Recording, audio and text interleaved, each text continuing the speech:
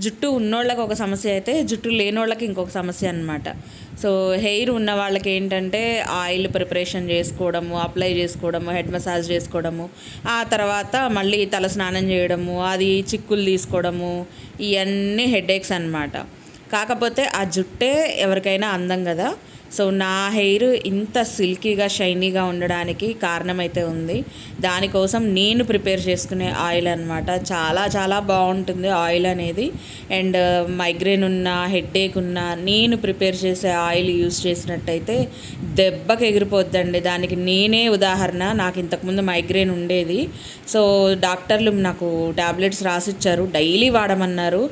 So నేను అవి ఏవి వాడకుండా నాకు నేను ఒక ఆయిల్ లాగా ప్రిపేర్ చేసుకొని యూస్ చేశాను. చాలా రిజల్ట్ ఉంది.